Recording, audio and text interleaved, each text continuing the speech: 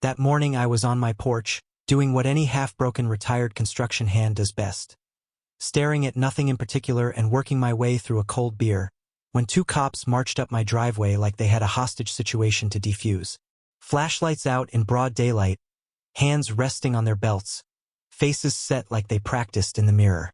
One of them barked, "Sir, step away from the property. You're trespassing on HOA land." I looked down at my boots, planted firmly on the porch I'd built with my own busted back, then up at them. "Well, hell, boys, if this isn't my property, who the hell's been paying the mortgage?" Before their brains could catch up to their mouths, Karen, the HOA president, came power walking out from behind them like a raccoon that had raided a high-end yoga store. She jabbed her finger through the air like she was pinning a bug to a board. "Arrest him. He doesn't own this land anymore." For a second, I honestly didn't know whether to laugh, choke, or ask if she'd been huffing fertilizer. Then something went quiet inside me, cold and still right in the center of my chest. They weren't there to enforce rules. They weren't there to protect property. They were there to take my land 1 inch at a time.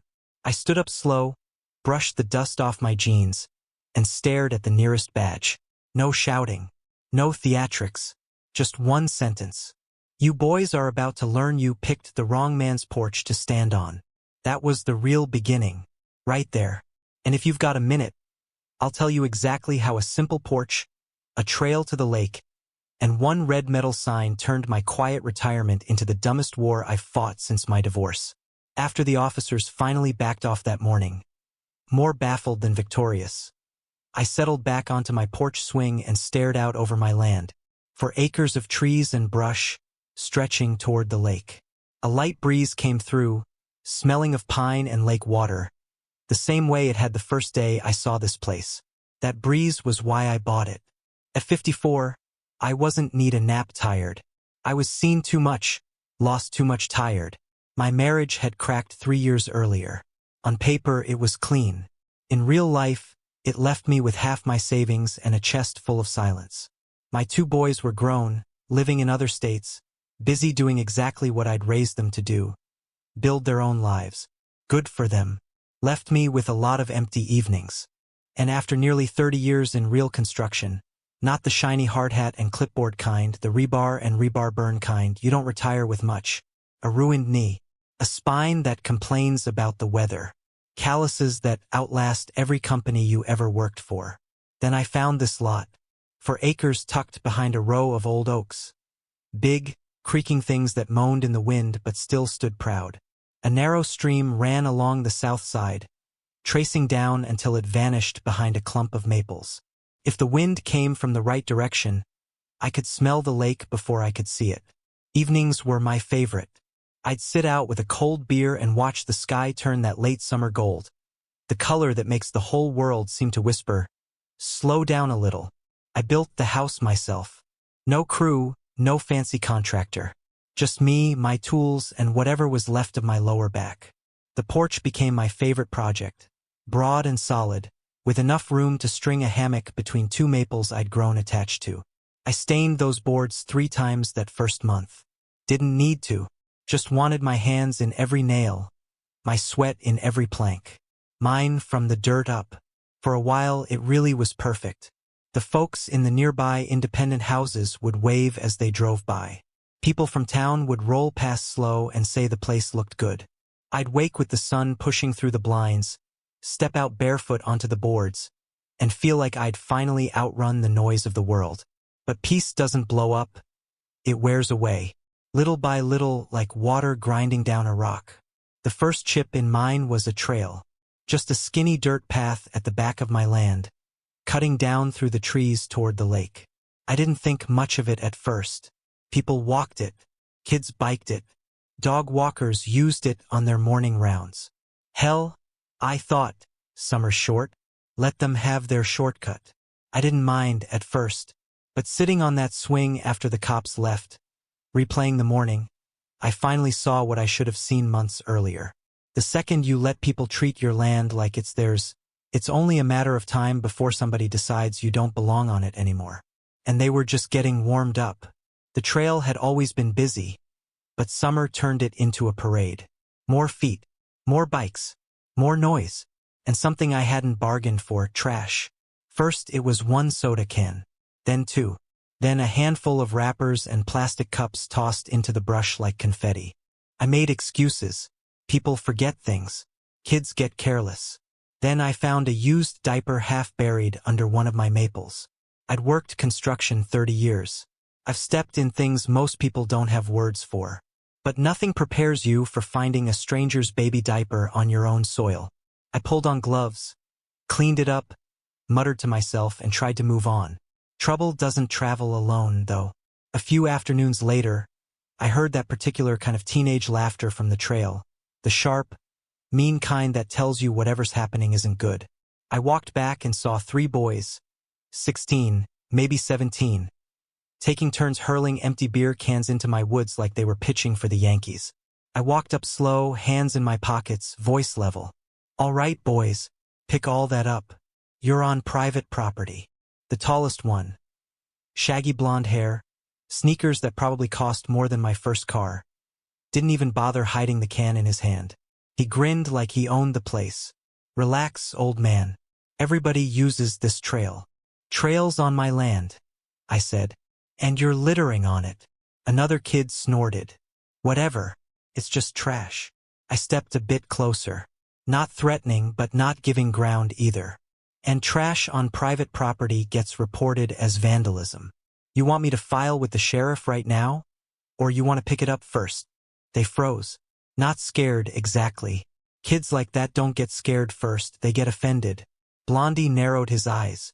"You serious?" "Dead serious." One of his buddies muttered, "Dude, chill. My mom will freak if she gets that call again." I caught that word again and filed it away. The blonde kid turned back to me, lips twisting like he couldn't believe anyone had the nerve to check him. "My mom runs the HOA," he said, drawing out every word like it was his birthright. "So we're allowed to be here." I let out a short breath. Not quite a laugh. "No, son. You're allowed to be here if I say you are." I pointed at the cans. "Pick them up." We stared each other down for a few seconds. Old stubbornness versus young arrogance. Finally, one of them bent down and grabbed a can. The others followed, grumbling. No apology. No eye contact. No sign of actually being sorry. Good. I wasn't interested in sorry.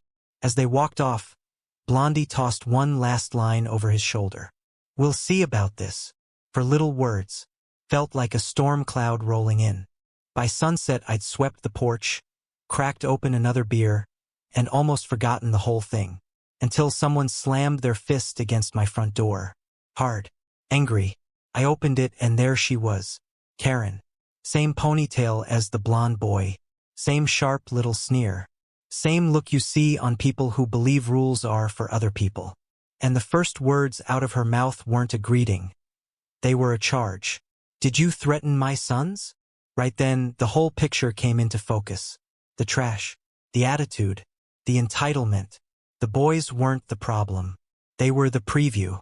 I stood in the doorway, beer still in hand, looking at the woman who just accused me of threatening her kids. She had one foot planted on my welcome mat like she was claiming my porch for the Spanish crown. Tight athletic outfit that probably cost more than a month of my groceries. She stabbed a finger toward my chest before I could answer. "You stay away from my sons. Do you understand me?"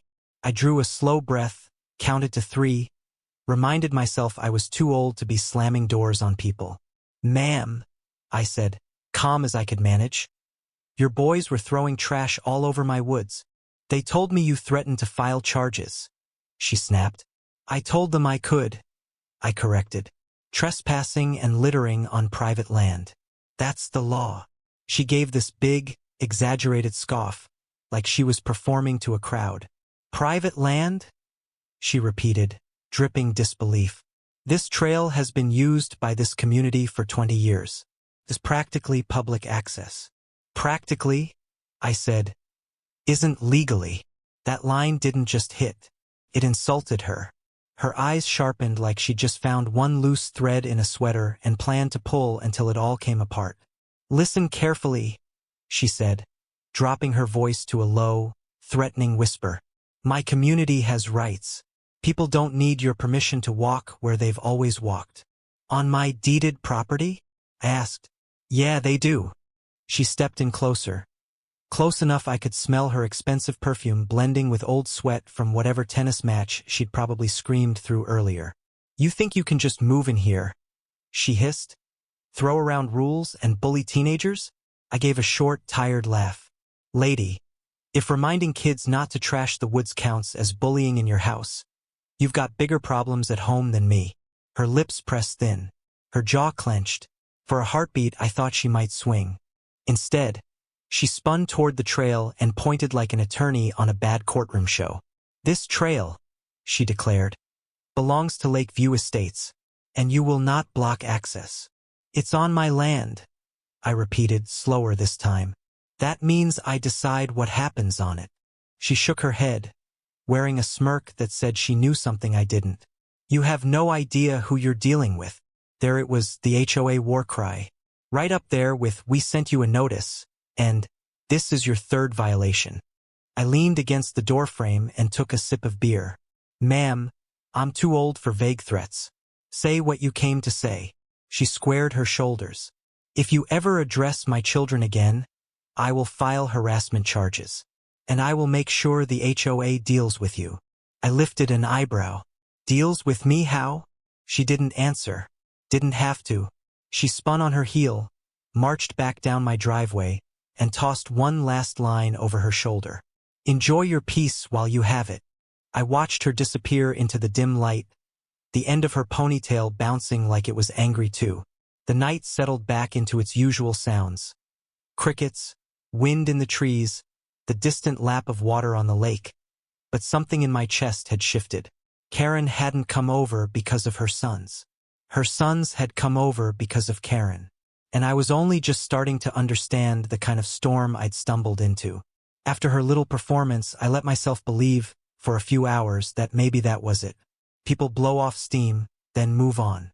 Peace doesn't die with explosions, though. It dies in small signs.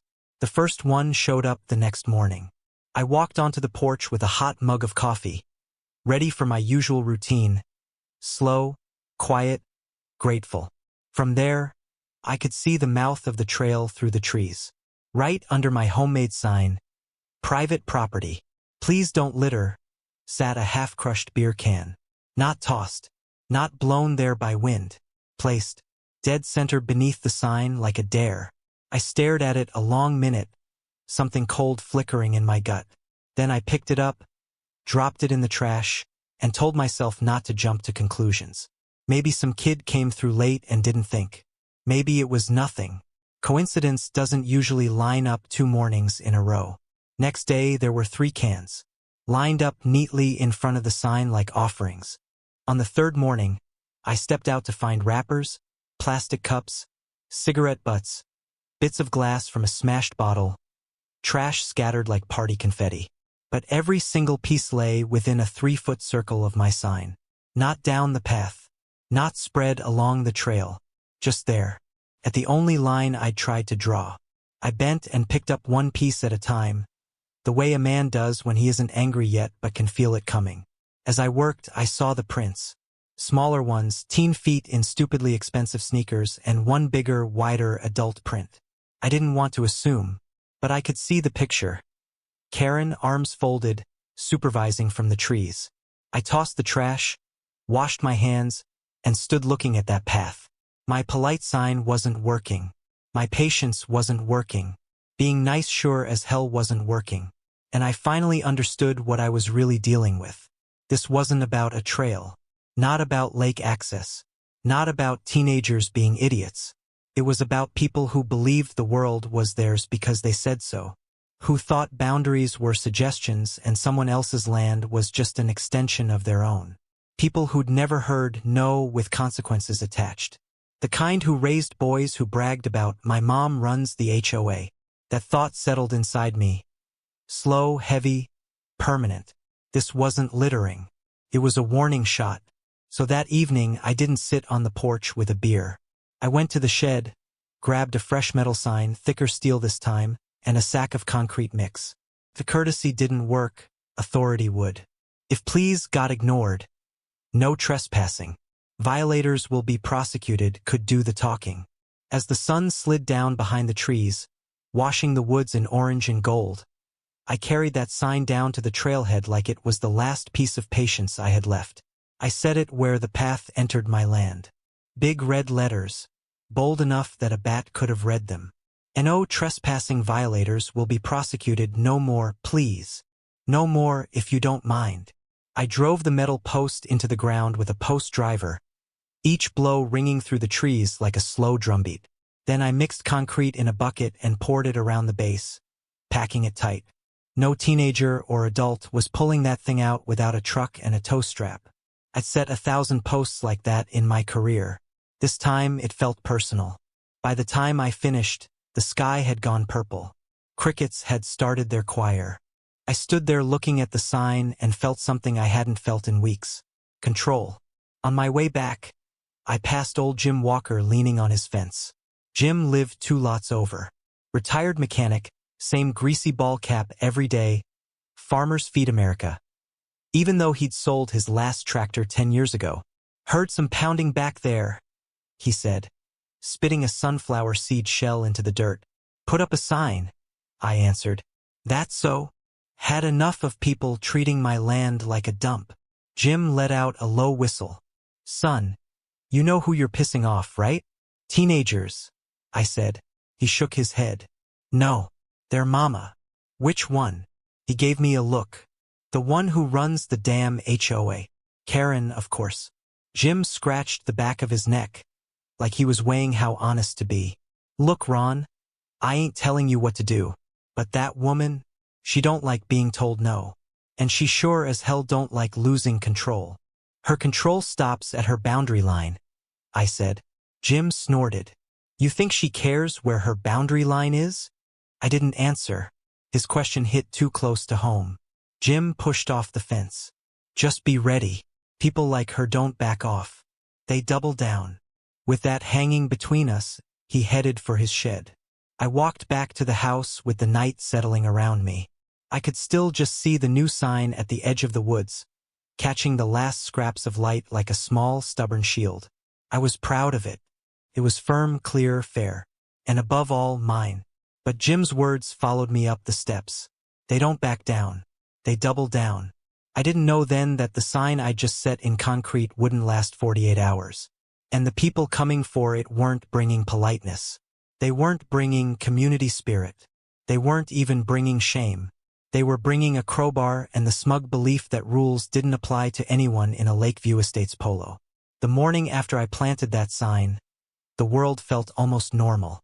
Birds going at it in the trees, sun creeping over the tree-line, smell of coffee in the kitchen. For a few minutes, I let myself imagine the message had gotten through. Then I opened my mailbox. Inside sat an envelope so aggressively official it practically growled. Heavy white paper. Lakeview Estates letterhead. Dark blue seal like they were passing federal law. My stomach tightened. Lakeview Estates Homeowners Association Enforcement and Compliance Division. Compliance Division. Lord help us. I tore it open. 3 pages, front and back. All written in that HOA dialect that sounds polite but feels like getting slapped with a wet folder. It started, Mr. Hunt, it has come to our attention that you have unlawfully blocked a community access path serving Lakeview Estates residents for over 20 years. Your actions constitute grounds for violation, penalties, and legal review. I blinked. Blocked a community path. On my land. I kept reading.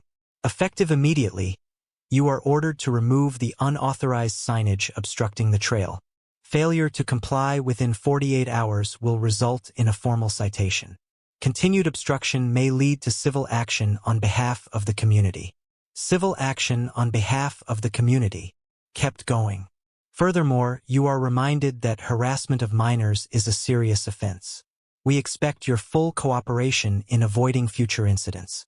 I actually pulled a lawn chair up beside the mailbox and sat down. My brain needed a minute to grind through the stupidity in those sentences. Harassment of minors.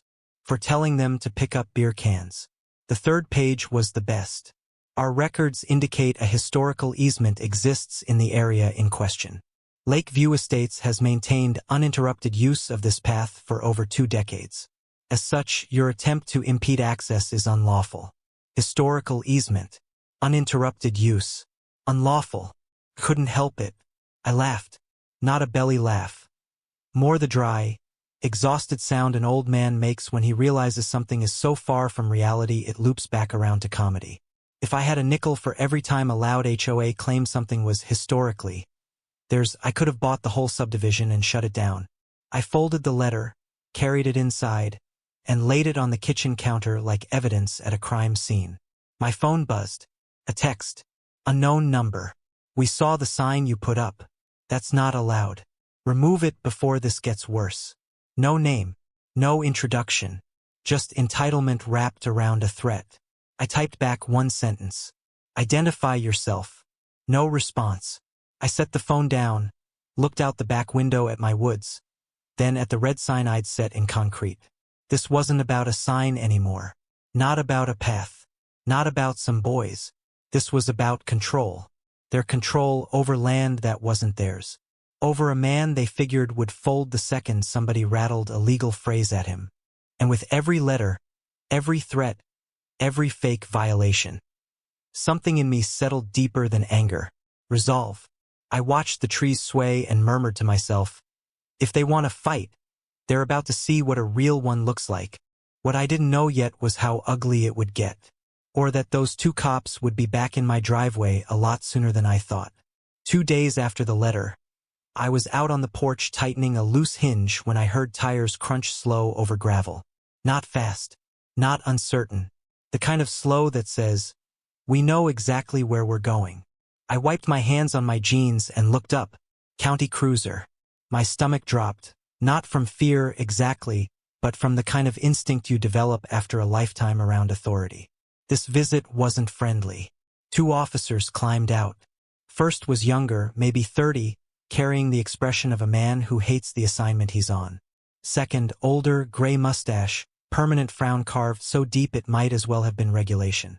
Hands planted on his belt like he'd been itching all morning to lecture someone. I knew the type. Met them on job sites. Men who yell not to be heard, but because they like the feel of it. They came up the porch together. The younger cleared his throat. Mr. Hunt. That's me, I said. Unless somebody else started drinking my coffee. He didn't crack a smile. Just raised a notepad. We've had several complaints from the Lakeview Estates HOA about a trail you've blocked. The older one cut in before I could respond. You put up a sign without authorization. Authorization? I tilted my head. It's my land. He stepped 1 foot onto my porch like he was planting a flag. Listen, buddy. Buddy, always a bad sign. The trail behind your house has been used for over 2 decades. You can't just shut it down because you feel like it. That's not how community access works. Community access doesn't override private property, I said. Not unless there's a recorded easement. There isn't. The younger officer shifted his weight. Looked like he knew I was right but wasn't allowed to admit it. The older folded his arms. We're not here for a property law seminar. Good, I said. I don't give those for free. His jaw twitched. That one landed. He stepped in a little closer, dropped his voice. Hear me real clear, Hunt. If we get one more call saying you've been harassing residents, by telling them not to throw beer cans in my woods, I cut in. He ignored me. We can and will detain you for a 24-hour disorderly conduct hold. No charges needed. No questions asked. He let that hang between us. That's when it clicked. Not a legal visit. Political hit. I met his eyes. Let me ask you something, officer. Are you in your right mind? The younger stiffened like I'd stepped on a wire. The older smiled. Slow. Ugly. Careful. Words like that can be interpreted as obstruction. Obstruction for asking if he was thinking straight. I felt the anger heavy in my gut. Not hot. Just solid. So let me get this straight, I said, keeping my voice even.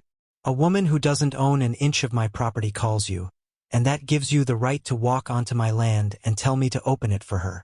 The younger finally spoke, quiet, apologetic. "Sir, we're just here to advise cooperation until this is sorted out." The older cut him off with a sideways glare. "Take the sign down by tomorrow morning," he said, "or we escalate." "Escalate?" I repeated. "Nice word when what you mean is, we'll make your life hell." I leaned against the porch column, folded my arms. "You boys got badge numbers?" That snapped both their heads around. "Why?" the older asked. "Because you're giving me an unlawful order," I said calmly. "And I'd like to report you properly." For a second, the younger looked like he was considering early retirement. The older took a half step back, not much, but enough. I didn't raise my voice, didn't threaten. "Now," I went on, "unless you brought a warrant or a court order, you're trespassing more than anyone you're here to complain about." They didn't cuff me, didn't even pretend to. They turned, walked back to the cruiser. The older muttered something I didn't catch. The younger stared at the ground. As they pulled out, kicking up more dust than they were worth, one thing was clear. This wasn't a misunderstanding. This was pressure, and I just called it out loud. After they left, I stayed on the porch a full minute, hands on my hips, breathing slow so I didn't do anything stupid. In my younger, hotter-headed years, that visit might have ended with busted lips and a court date.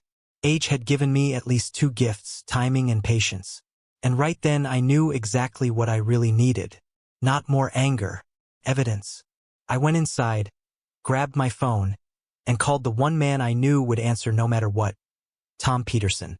Friend, lawyer, and a man who hated bullies the way cats hate vacuum cleaners.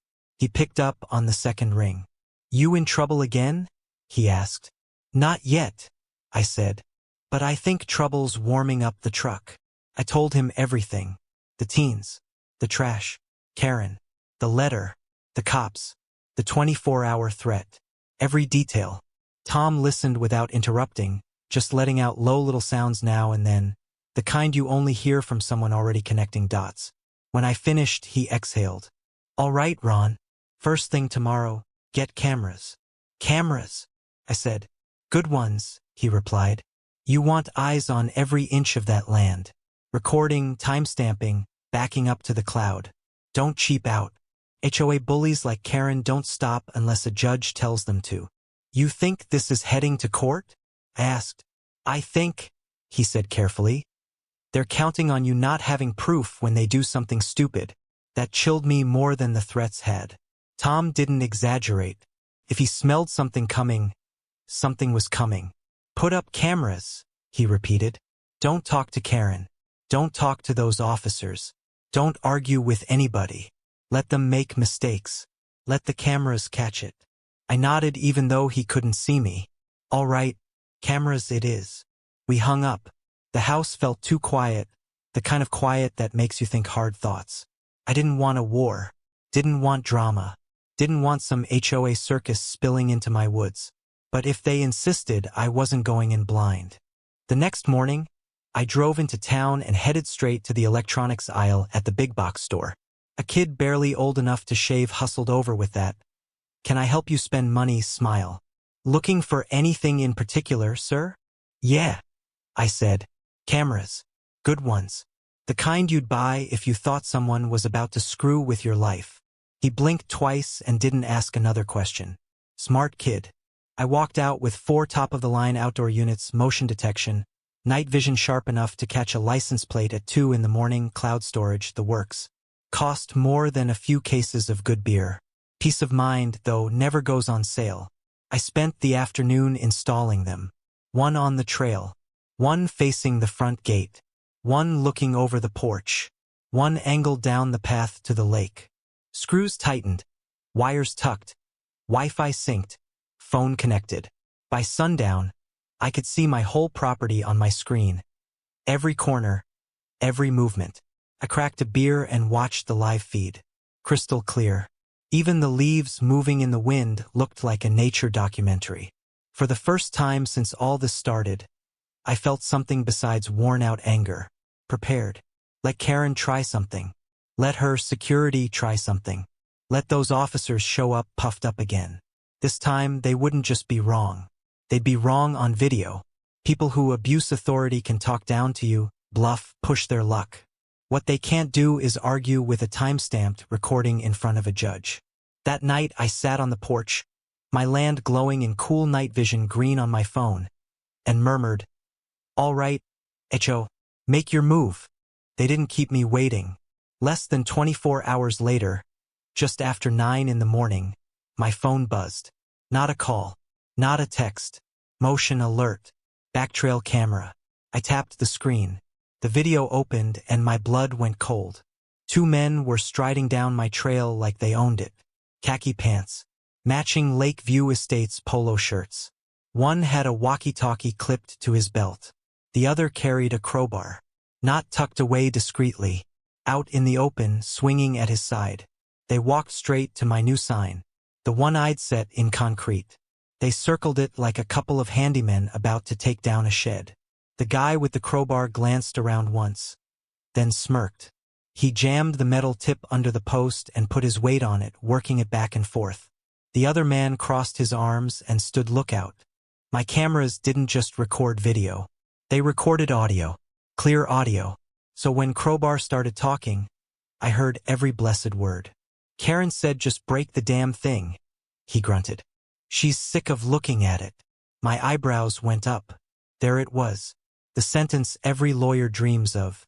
"Yeah, well," Lookout said, "this guy's gonna lose his mind when he sees it gone." "He ain't gonna do nothing," Crowbar replied. "Karen runs the HOA. We run the trail." He laughed. Cocky, ugly sound. "Man, he probably thinks that concrete's gonna stop us." Lookout added. Metal scraped on concrete. They rocked the post again and again. With one last heave, the sign broke free. They dragged it out of the hole and let it crash to the dirt like a dead animal. Crowbar spat on it. "She'll be happy we got it done before lunch," he said.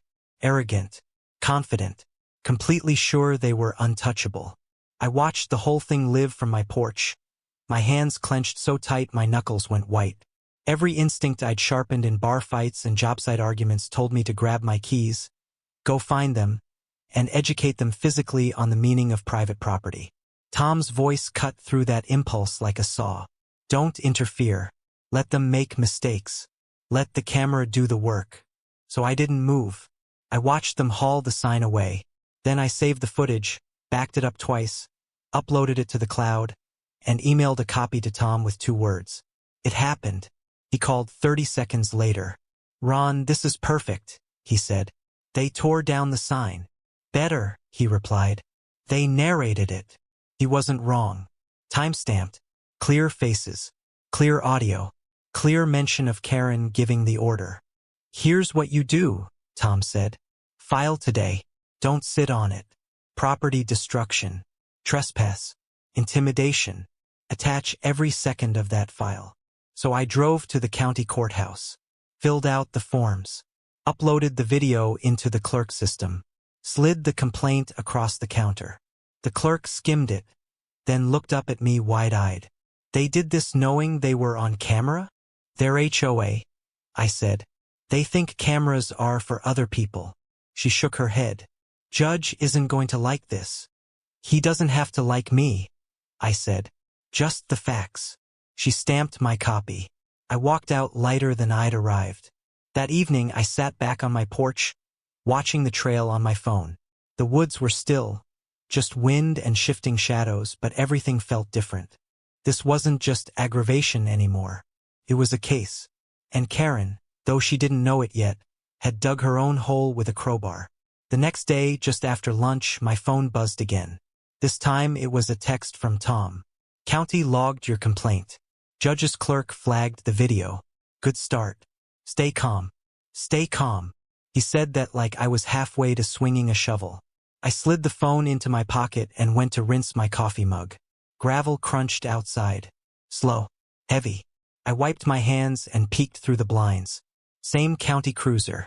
Same washed-out paint. Same knot forming in my gut. Only this time they weren't alone. Karen's SUV pulled in right behind them. She stepped out like she was walking onto a stage she'd rented. Ponytail yanked tight. Sunglasses on. clipboard in hand because of course. I pulled out my phone, opened the camera, hit record, and walked outside. By the time they reached my porch, I was leaning against a post, phone in my hand at my side, camera pointed their way. The younger officer spoke first. "Mr. Hunt." "Officer," I said. "Back again already?" The older one scowled. "We're here to resolve an escalating situation." Karen didn't wait for him to finish.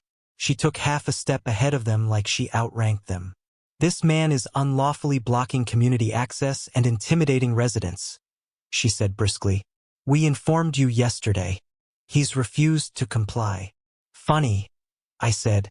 "All I remember from yesterday is being threatened with a 24-hour hold for standing on my own porch." The older cop's jaw tightened. "Mr. Hunt, we're not going over that again." "Good," I said. "Let's go over something new." I raised my phone slightly so it was obvious I was recording.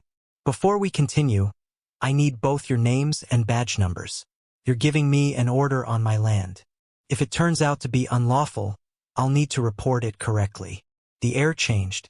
The younger officer flicked a glance at the older. The older's eyes narrowed. "Why are you recording us?" he asked. "Because last time you were here," I said, "you threatened to detain me for harassing people who were trespassing and littering. That sounded a whole lot like abuse of authority. So now I'm documenting, for your sake and mine." The younger swallowed. "Officer Myers," he said quickly. "Badge 614. I nodded. "Thank you, Officer Myers." I looked at the older one. "And you?" He stared like he wished he could erase me. "Sergeant Dugan," he finally said. "Badge 1732. I repeated it out loud so the microphone caught it clear. "Sergeant Dugan, 1732. Appreciate your cooperation." Karen blew out a breath. "This is ridiculous. You're wasting everyone's time. Take the sign down and this ends." "You mean the sign?" I asked.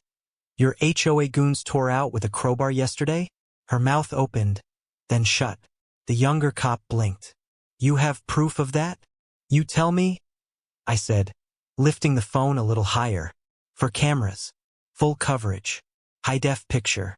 Clear audio. Your HOA men on my land, crowbar in hand, saying, quote." Karen said, "Just break the damn thing." For the first time since I'd laid eyes on her, Karen's confidence cracked. "Just a hairline, but enough." "That's taken out of context," she said. I couldn't help the short laugh. "That's the thing about video, ma'am. Not a lot of context to play with when a guy is prying up a sign and saying your name." Sergeant Dugan stepped forward, trying to get ahead of the damage. "Mr. Hunt, regardless of what you think you've recorded, we're here with a simple directive. Stop blocking access to the trail until this is sorted out." "That's it." I tilted my head. "So let me put this on the record," I said.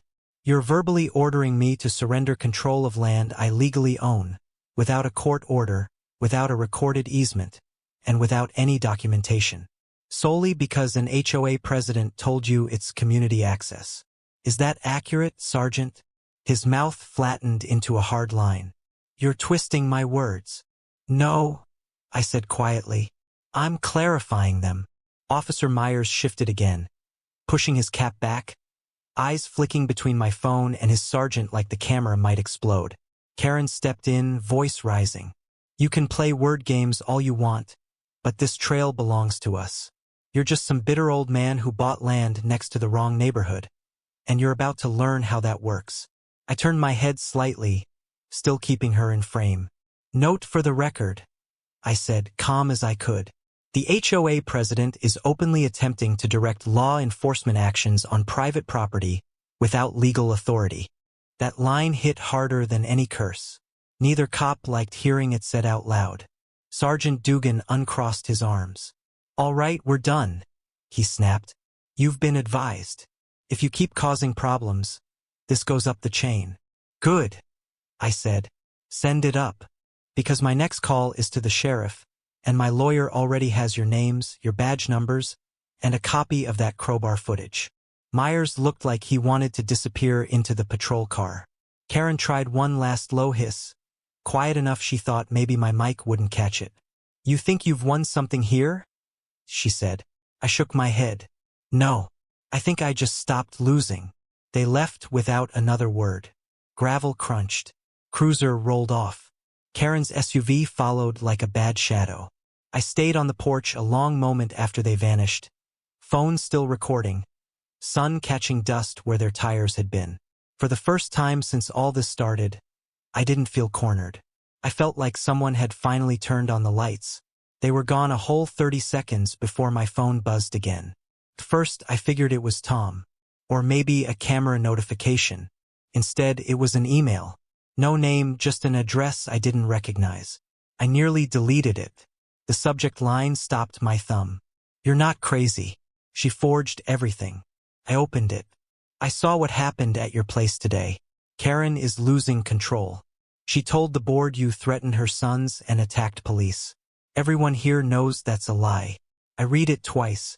Somebody inside the HOA was talking. The email went on. I'm on the compliance team. I shouldn't be emailing you, but I'm done. Karen has been forging documents for years. She forged the access easement she keeps waving around. She forged the previous owner's signature. Last month, she forged the date stamp on the trail map to make it look historic. She's dangerous. My breath stalled. There it was. The missing piece. The letter. The cops. The confidence.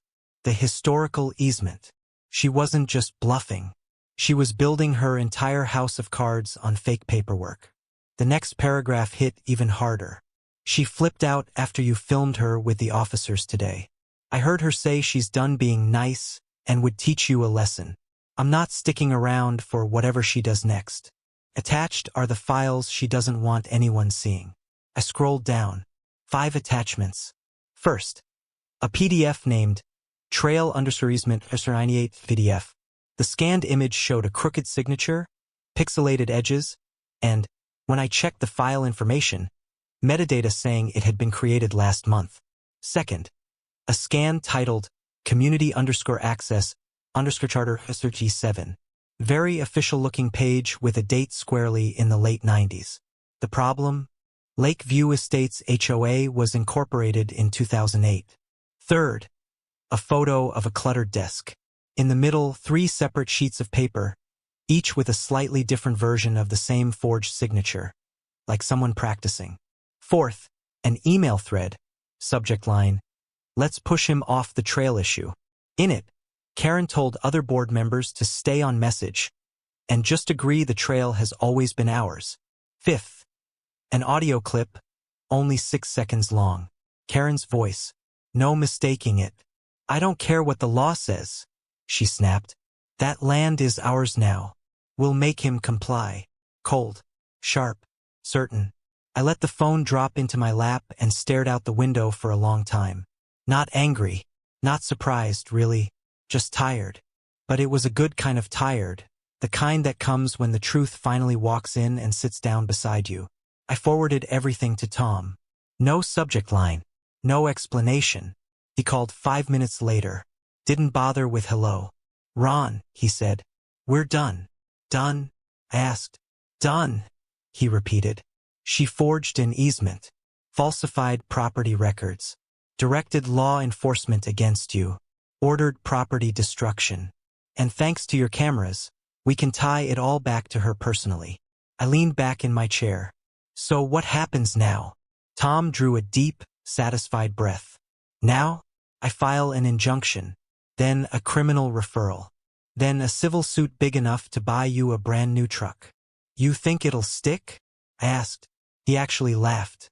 Ron, judges do not ignore forged signatures, especially 3 versions of the same one. This is over. We hung up. I stepped out onto my porch. The air felt different, lighter, clearer, like the land itself had been holding its breath and finally let it go. For weeks, maybe months, I'd been pushed, needled, lied to, threatened, treated like some old fool who'd roll over the second someone in a polo or a badge told him to. But now the ground under my boots felt solid again.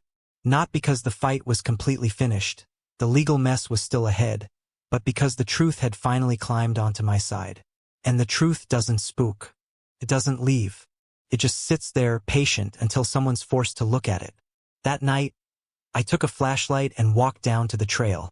The spot where my sign had stood was still raw, a scar of disturbed earth and busted concrete. I bent down, picked up a chunk of that concrete, and turned it in my hand. Ugly little reminder of what they'd tried to pull. I set it back down gently. "It's my land," I said softly. "Always was." Then I turned, walked back to the house, and locked the door behind me. Not out of fear, just habit. Because I knew one thing for certain. Tomorrow morning, Karen would wake up believing she still held all the power. But I'd already taken it from her, with a camera, a whistleblower, and a truth she couldn't outrun. And that was the real ending.